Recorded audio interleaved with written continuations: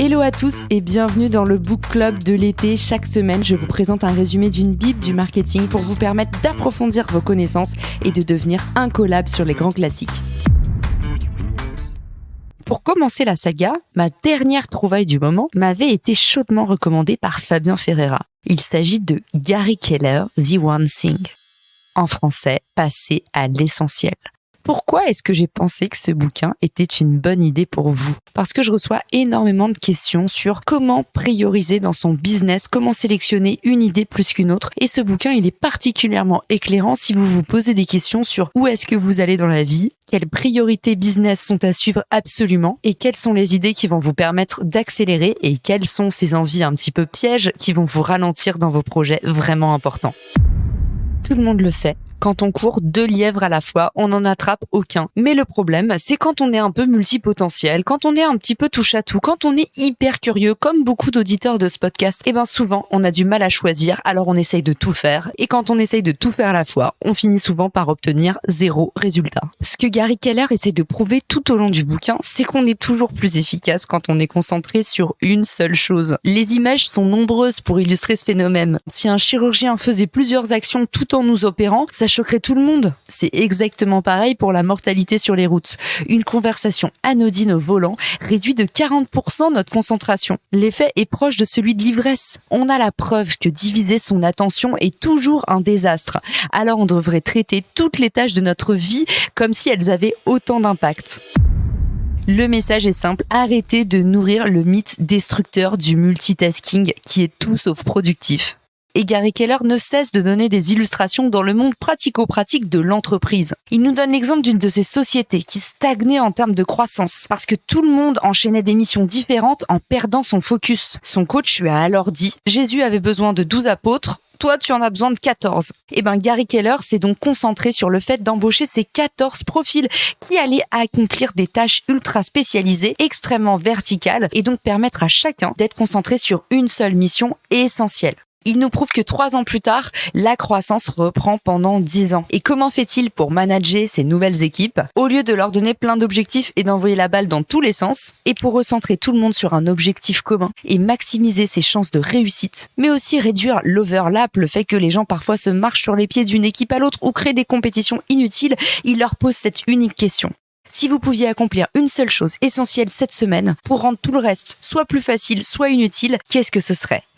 Aujourd'hui, commencez à faire ce petit exercice tout simple. À chaque fin de semaine, posez-vous la question, si je pouvais accomplir une seule chose essentielle la semaine prochaine, qu'est-ce que ce serait ? Ici, l'auteur nous donne un super conseil pour sortir de ce qu'on appelle la rat race, c'est-à-dire cette course infinie qui nous pousse à nous fixer des objectifs inatteignables et multiples, qui nourrit une frustration, qui nous rend moins bons, moins en confiance, qui développe nos insécurités et qui anéantit notre productivité.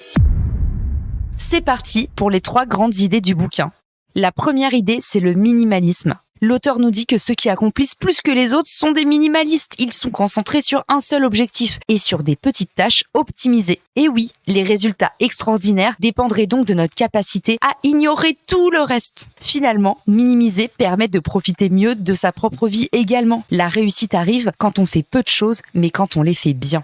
Gary Keller insiste sur le fait qu'on dispose d'un potentiel limité en termes de temps et d'énergie. Personne n'est surhumain et personne n'est immortel. Alors pour gagner en efficacité, au lieu d'additionner, essayez donc de soustraire. Posez-vous la question, dans mes journées, qu'est-ce qui me prend le plus de temps ? Essayez d'appliquer la fameuse loi de Pareto, du 80-20. Qu'est-ce qui ne changerait pas dans votre vie si c'était retiré ? En écrémant progressivement les choses qui ont le moins d'importance, vous arriverez à une seule tâche, l'essentiel. Selon Gary Keller, l'essentiel est donc aussi invisible pour les yeux. Mais grâce à cette méthode, vous allez pouvoir l'identifier et devenir plus efficace. L'auteur prend encore une fois l'illustration d'une de ses réunions en tant que chef de service en 2001. Il nous dit qu'à ce moment-là, il demande à son équipe de trouver 100 idées pour accélérer leur croissance. Alors évidemment, ça prend beaucoup de temps. Ils arrivent tous en réunion, ils ont 100 idées et à partir de là, il enferme l'équipe toute une journée dans sa salle de réunion et ils réduisent la liste à 60 actions, puis 30, puis 10 et enfin, ils tombent d'accord sur une seule action. Cette action, c'est celle d'écrire un livre sur comment devenir un acteur majeur sur leur secteur. Et 8 ans plus tard, l'auteur nous dit que ce livre est devenu un best-seller national et a engendré une série d'autres livres dont les ventes totales atteignent 1 million d'exemplaires. En une seule action,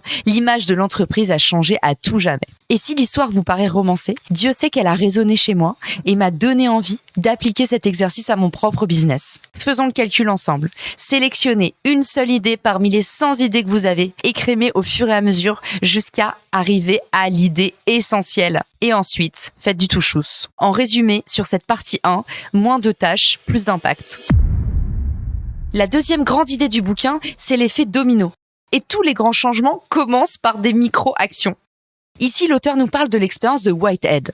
Chaque domino produit une petite quantité d'énergie. Et plus on aligne des dominos, plus cette énergie a un effet d'accumulation. C'est la fameuse puissance de l'effet cumulé. Une cascade de dominos peut donc renverser des objets de plus en plus grands. L'expérience raconte que chaque domino est capable de renverser un domino 50% plus grand. Alors l'application de cette idée, elle est réalisée en 2001 avec une série de 8 dominos en contreplaqué. Le premier fait 5 cm, le dernier fait près d'1 mètre. Si la séquence continuait, le 18e serait l'équivalent de la tour de Pise. Le 31e surplomberait l'Everest de 3 km et le 57e couvre presque la distance de la Terre à la Lune.